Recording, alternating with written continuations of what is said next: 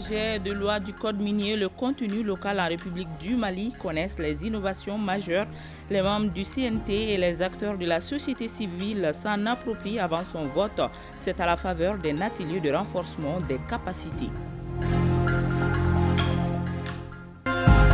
Dernier réglage du retraite de la MINUSMA, la première phase du processus démarre en principe aujourd'hui. Les membres du comité technique se sont réunis hier pour faire le bilan des activités menées dans ce sens.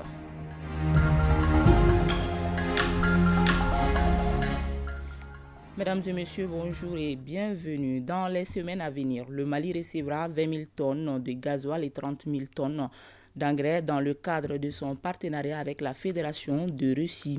Résultat des contacts de haut niveau, entrepris de longue date mais finalisés avec les autorités et la société russe en marge du deuxième sommet Russie-Afrique. Voyons quelques retombées économiques de ce deuxième sommet avec Yaya Konaté. Un partenariat économique a hissé au niveau des relations politiques jugées excellentes. À Saint-Pétersbourg, Maliens et Russes y ont travaillé sans relâche, poursuivant ainsi les efforts entrepris de longue date.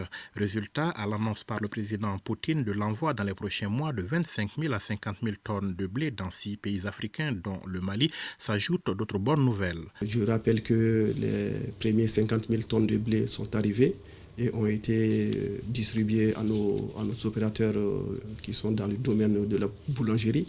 Également, nous avons obtenu 20 000 tonnes de gasoil qui vont arriver dans les semaines à venir.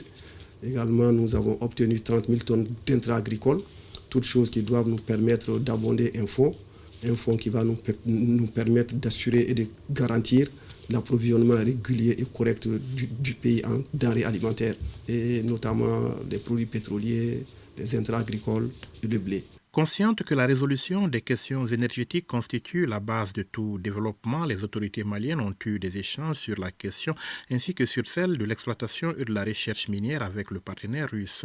Des questions sur lesquelles les parties sont parvenues à des accords ou des projets d'accord. Nous avons signé des accords et nous sommes en train de finaliser d'autres accords pour pouvoir amener la partie russe à venir investir avec nous dans des barrages et dans d'autres sources d'énergie que nous allons développer par la suite. Également, nous avons validé les derniers termes d'un accord de partenariat en termes de géologie et des mines.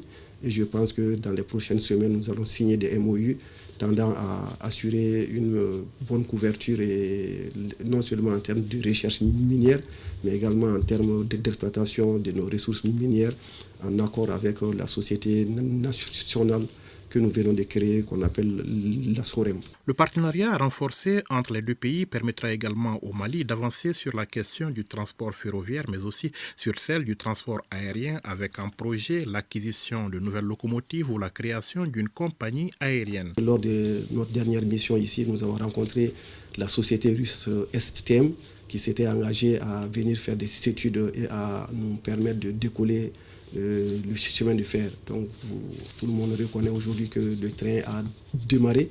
Maintenant, nous avons poursuivi les échanges en vue de signer un accord pour venir faire des études nous permettant d'avoir non seulement des trains qui roulent au standard, également que de pouvoir obtenir des trains qui roulent au métrique.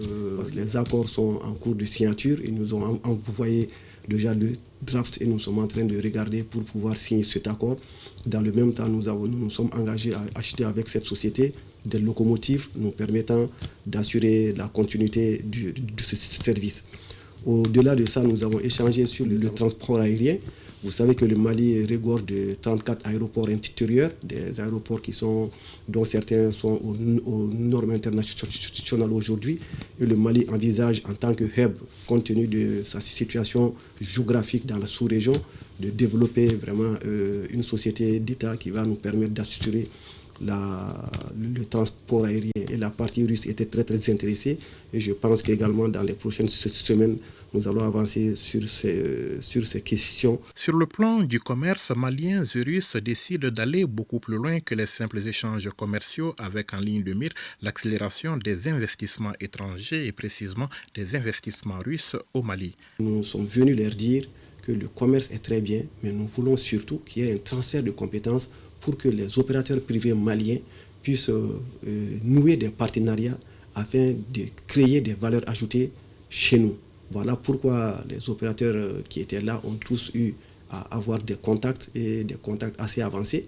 Et l'État même a eu des contacts, notamment, comme je viens de le dire, en matière énergétique, en matière de recherche minière et en matière d'exploitation minière. Il s'agit désormais de donner un autre contenu qui est de venir installer des capacités chez nous, permettant non seulement de recruter beaucoup de personnes, de créer une valeur ajoutée et de permettre vraiment à notre pays d'avoir une certaine croissance. La journée du Mali au Forum économique et humanitaire a été l'occasion pour le ministre de l'économie et des finances d'exposer aux partenaires russes et étrangers les potentialités du pays et les opportunités que cela offre aux investisseurs à travers le stand Mali, l'un des plus animés et des plus visités au cours de cet événement à caractère économique.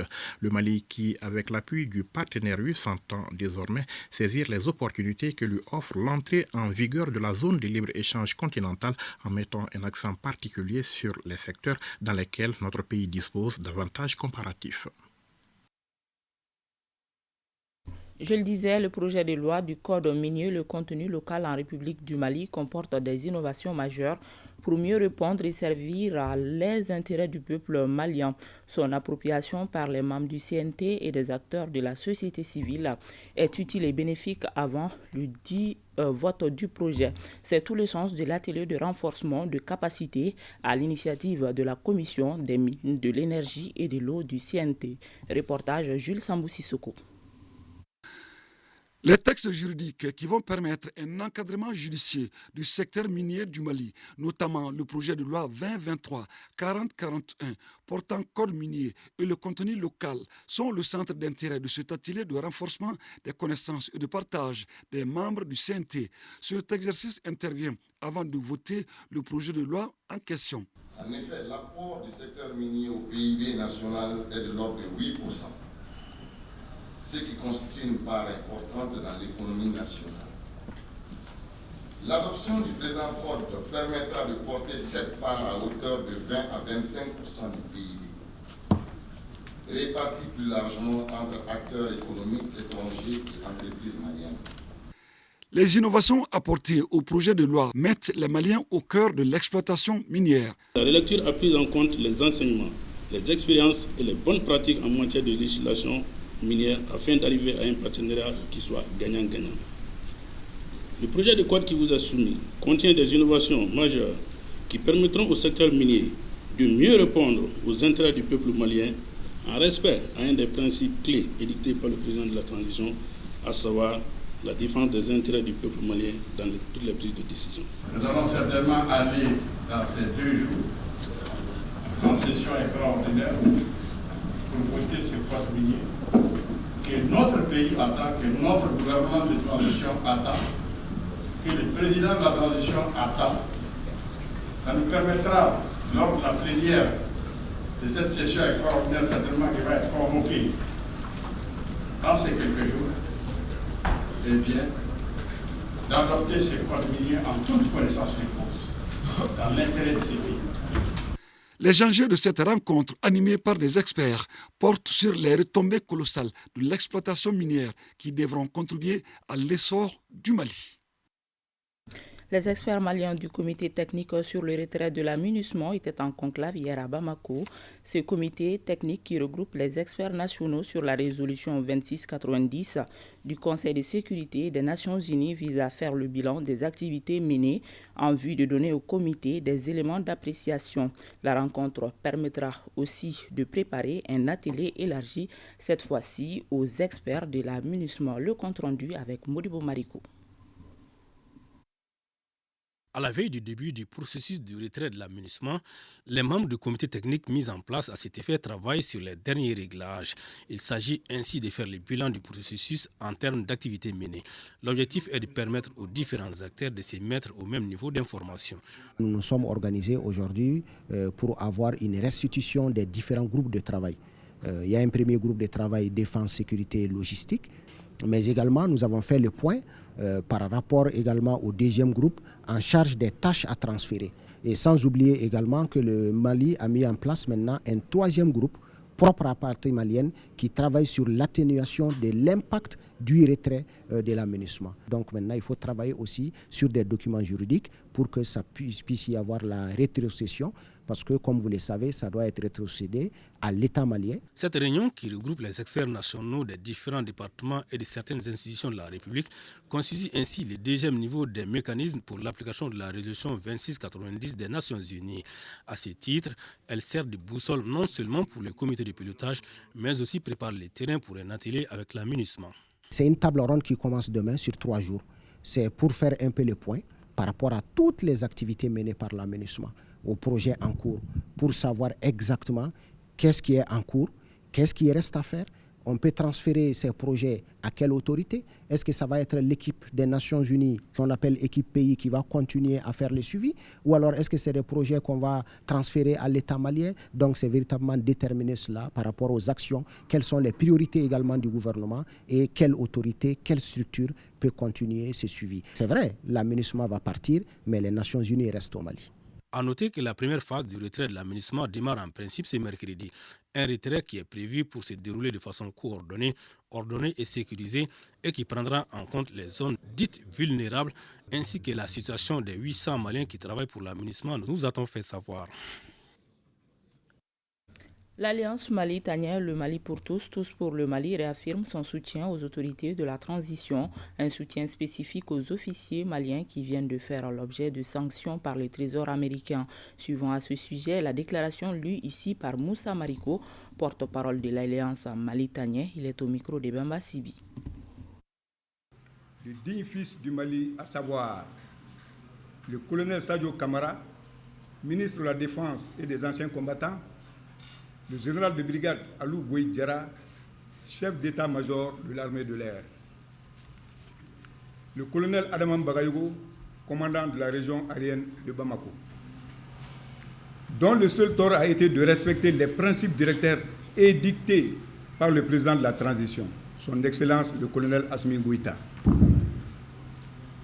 Le respect de la souveraineté nationale du Mali, le respect des choix stratégiques et des partenaires opérés par le Mali, le respect des intérêts vitaux du peuple malien dans les prises de décision. Ces multiples sanctions illégales, injustes et ciblées visent un seul objectif: s'aimer la discorde entre les autorités de la transition et l'armée malienne. À cet effet, l'Alliance Mali-Tanière, tous pour le Mali pour tous, Amata, fidèle à ses engagements, condamne avec la dernière énergie toutes les ingérences étrangères, quelles qu'elles soient, dans les affaires intérieures de l'État souverain du Mali. Alliance Mali-Tanière, tous pour le Mali pour tous, Amata invite le peuple malien à rester vigilant, debout sur les remparts et mobilisé derrière les forces armées maliennes et les autorités de la transition. La région de Koulikoro a célébré la journée panafricaine des femmes couplée à la remise d'attestations et d'enveloppes symboliques à 11 femmes battantes de la région. C'est une initiative du consortium des femmes associatives de Koulikoro. Reportage à Toumatassari. Les femmes de la deuxième région sont sorties massivement pour la célébration de cette journée panafricaine avec ferveur. Elle est organisée par la Direction de la promotion de la femme, de l'enfant et de la famille en partenariat avec le consortium qui regroupe 7 associations féminines de Koulikoro. Quand une femme ne fait rien dans la maison, la famille meurt. L'homme et les enfants dépendent de la femme. Donc c'est pour dire aux femmes, elles sont tout dans la vie. Il faut rappeler que depuis sa création en 1962, l'Organisation panafricaine des femmes ne cesse de mener le combat en faveur de la promotion et de l'épanouissement des femmes. Les femmes qu'on a magnifiées ce soir, c'est par rapport à leur savoir-faire, leur savoir-être. Comment elles sont? Elles se sont distinguées par leur travail. Les 11 Nyéléni ont été choisis selon des critères précis du consortium. Il s'agit entre autres de la persévérance, du courage et de la pertinence de leur projet. Les femmes de Kouloukoron ne connaissent que le travail. C'est ce que nos mamans nous ont légué comme héritage. Si tu travailles, fais le bien, car il te sera bénéfique pour toi et pour toute ta famille. L'activité principale ici dans la région de Kouloukoron, c'est surtout l'exploitation du sable. Et cette exploitation en fait, du sable concerne toutes les couches de la société. C'est l'occasion en réalité pour nous d'appeler l'attention des plus hautes autorités de la transition pour y penser aux activités des femmes dans la région de Kouloukoron. La remise d'attestations et d'enveloppes symboliques a également marqué cette cérémonie. Connu pour ses conférences et causeries de bar, Moudjara Dit Djema a marqué la journée panafricaine avec un numéro de son émission de sensibilisation et de promotion de la citoyenneté. Djema Kabaro a reçu 2 femmes actives sur le plan politique pour un partage d'expériences et un rappel sur le rôle des femmes africaines dans l'évolution du continent. C'est un reportage de Awadama Koulibaly et Moulay Sidibi. En ce jour de commémoration de la femme africaine, ce numéro spécial de l'émission Djema Kabaro retrace le parcours de la femme qui aujourd'hui excelle dans divers domaines afin de promouvoir son plein épanouissement. Ce numéro est consacré au 31 juillet, journée de la femme africaine.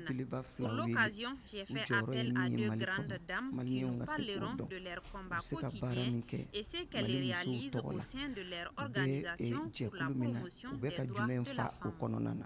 Plusieurs textes ont été adoptés à la suite du premier congrès des femmes d'Afrique en Tanzanie. Et pour continuer le combat de ces braves dames, les activités ne tarissent pas en cette journée. Le 31 juillet a permis une certaine avancée des droits de la femme à travers l'adoption de certains textes, comme le protocole à la Charte africaine des droits de l'homme et des peuples, un protocole par rapport aux personnes vivant avec un handicap. Les chefs d'État africains ont aussi signé une déclaration par rapport à l'égalité homme-femme. Nous avons prévu une séance de projection de films avec Blomba dans quelques jours, un film dénommé Tan qui fait la promotion de la femme battante dans la société. Nous avons aussi prévu de faire des ateliers d'échange entre nous-mêmes, voir les défis que nous avons à relever en tant que mère, en tant que femme, en tant que malienne tout court. Aujourd'hui, le constat est là. Les femmes prennent conscience par rapport à leurs droits et devoirs. Les femmes maliennes se battent tous les jours. Les femmes maliennes, à travers beaucoup d'associations, à travers même une grande association de toutes les femmes du Mali, commencent à comprendre leur rôle. On fasse un rappel de ce qu'on a fait, de ce qui reste à faire, de ce qui peut se faire.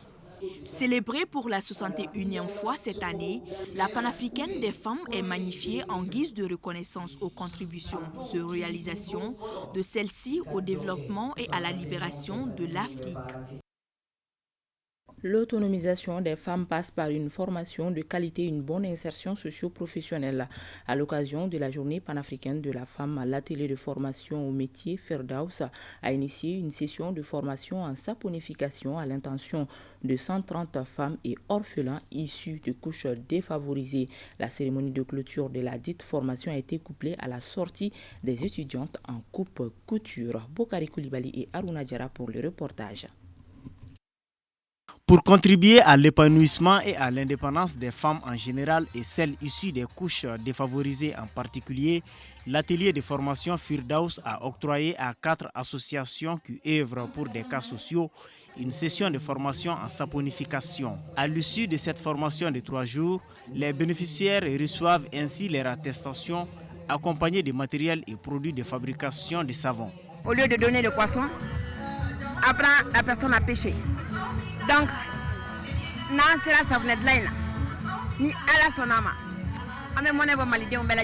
c'est vraiment quelque chose qui mérite d'être et qui est vraiment salutaire. Toute une fierté pour l'initiatrice qui a vu ses attentes comblées. Tout le boulot que les élèves et les associations ont pu faire ces derniers temps, vraiment, ça me réjouit vraiment et je suis vraiment contente. Et là, j'espère quand même que juste après cette formation, elles seront indépendantes et qu'elles pourront faire quelque chose de leur vie. Cette cérémonie a été couplée à la sortie de promotion des étudiantes en coupe et couture. Occasion pour elles de montrer tout leur savoir-faire à travers un défilé de mode. Un nouveau livre vient de paraître. Il est intitulé « Analyse des aspects psychothérapiques de la géomancie dans la zone de Djitoumou, arrondissement de Wélé-Sébougou ». Cet ouvrage de Moussa Sissé fait la promotion de la culture malienne à travers la géomancie. Aliou Abdoulaye Touri. Le livre de Moussa Sissé est un essai d'analyse des aspects psychothérapiques de la géomancie. Il met en exergue les raisons profondes pour lesquelles la géomancie des guérisseurs est fortement sollicitée. Cela malgré les pressions des religions et le progrès de la médecine. Les recherches ayant abouti à la rédaction du livre ont eu lieu dans la zone de Djitoumou, arrondissement de Wélé-Sébougou. Pourquoi la zone de Djitoumou? Parce que c'est une zone vraiment qui est réputée, qui a une grande réputation en matière de tradition et précisément de la pratique géomatique. Preuve, vous allez rencontrer presque à tous les carrefours de Bamako des débris sacrificiels comme les feuilles d'arbres, les œufs écrasés. En tout cas, il y a des débris sacrificiels que nous rencontrons dans les carrefours. L'autre motivation de la rédaction de ce livre, selon l'auteur, est la promotion de la culture. Le livre est disponible dans les librairies. Ainsi prend fin ce journal. Merci de l'avoir suivi. À demain 13h, s'il plaît à Dieu.